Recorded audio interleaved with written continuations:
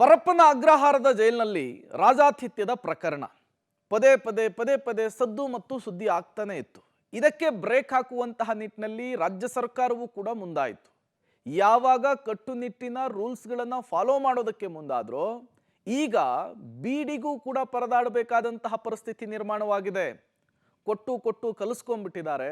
ಈಗ ಒಳಗಿರುವಂತಹ ಕೈದಿಗಳು, ವಿಚಾರಣಾಧೀನ ಕೈದಿಗಳು ಒಂದು ಬೀಡಿ ಕೊಡಿ ಪ್ಲೀಸ್ ಅಂತ ಕೇಳ್ತಾ ಇದ್ದಾರಂತೆ. ಆ ರೀತಿಯ ಪರಿಸ್ಥಿತಿ ಸೃಷ್ಟಿಯಾಗಿದೆ.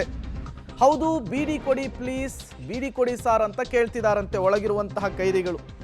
ಜೈಲಲ್ಲಿ ಕೈದಿಗಳಿಂದ ಸಿಕ್ಕವರ ಬಳಿ ಬೀಡಿಗಾಗಿ ಬೇಡಿಕೆ ಅಂತೆ. ಪರಪ್ಪನ ಅಗ್ರಹಾರದ ಜೈಲಿನಲ್ಲಿ ಕೈದಿಗಳಿಂದ ಬೀಡಿಗೆ ಡಿಮ್ಯಾಂಡ್.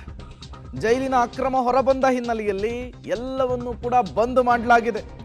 ಬೀಡಿ, ಗಾಂಜಾ, ಸಿಗರೇಟು, ಮೊಬೈಲು, ಎಣ್ಣೆ, ಫೋನು ಎಲ್ಲವೂ ಕೂಡ ಸಿಕ್ತಿತ್ತು. ಖುಲ್ಲ ಆಗಿತ್ತು. ಈಗ ಅದಕ್ಕೆ ಬ್ರೇಕ್ ಹಾಕುವಂತಹ ಕೆಲಸ ಆಗಿದೆ. ಅಕ್ರಮಗಳ ಬಾಗಿಲನ್ನ SP ಮುಚ್ಚಿಸ್ತಾ ಇದ್ದ ಹಾಗೇನೆ ಈಗ ಒಳಗಿದ್ದಂತಹ ಕೈದಿಗಳು ಪರದಾಡ್ತಾ ಇದ್ದಾರೆ. ಇಷ್ಟು ದಿನ ದುಡ್ಡಿನ ಆಸೆಗಾಗಿ ಒಳಗಿದ್ದಂತಹ ಸಿಬ್ಬಂದಿಗಳು, ಅಧಿಕಾರಿಗಳು ಅವರನ್ನವರು ಮಾರ್ಕೊಂಡಿದ್ರು. ಎಲ್ಲವನ್ನೂ ಕೂಡ ಬಿಟ್ಕೊಟ್ಟಿದ್ರು. ಬೀಡಿಯಿಂದ ಹಿಡಿದು ಚಿಕನ್ನು, ಮಟನ್ನು, ಎಣ್ಣೆ, ಮೊಬೈಲು ಎಲ್ಲವೂ ಕೂಡ ಸರಬರಾಜಾಗ್ತಾ ಇತ್ತು. ಹೊಂದ್ಕೊಂಡಿದ್ರು ಒಳಗಿದ್ದಂತಹ ಕೈದಿಗಳು ಕೂಡ. ಈಗ ಇದ್ದಕ್ಕಿದ್ದ ಹಾಗೆ ಏನಾಗ್ಬಿಟ್ಟಿದೆ, ಕೈ ಕಟ್ಟಿದಂಗೆ ಆಗ್ಬಿಟ್ಟಿದೆ. ತಡೆಯೋದಕ್ಕೆ ಆಗ್ತಾ ಇಲ್ಲ. ಹಾಗಾಗಿ ಪರಿತಪಿಸ್ತಾ ಇದ್ದಾರೆ ಅನ್ನೋದು ಗೊತ್ತಾಗ್ತಾ ಇದೆ. ಇಷ್ಟು ದಿನ ಒಳಗಡೆ ಅವ್ರು ಆಡಿದ್ದೇ ಆಟ ಆಗಿತ್ತು, ಮಾಡ್ಕೊಂಡಿದ್ದೇ ಕಾನೂನಾಗಿತ್ತು.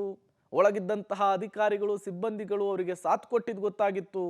ಸಾಕಷ್ಟು ತಲೆದಂಡಗಳು ಕೂಡ ಆಗಿತ್ತು. ಹಂಗಿದ್ದೂ ಕೂಡ ಬೆಂಗಳೂರಿನ ಸೆಂಟ್ರಲ್ ಜೈಲಿನಲ್ಲಿರುವಂತಹ ಈ ರಾಜಾತಿಥ್ಯಕ್ಕೆ ಬ್ರೇಕ್ ಹಾಕುವಂತಹ ಕೆಲಸ ಆಗಿರಲಿಲ್ಲ. ಯಾವಾಗ ಒಂದಿಷ್ಟು ಮಾರ್ಪಾಡುಗಳಾಯಿತು, ಬದಲಾವಣೆಗಳಾಯಿತು, ಈಗ ಬ್ರೇಕ್ ಬಿದ್ದಂತೆ ಕಾಣಿಸ್ತಾ ಇದೆ.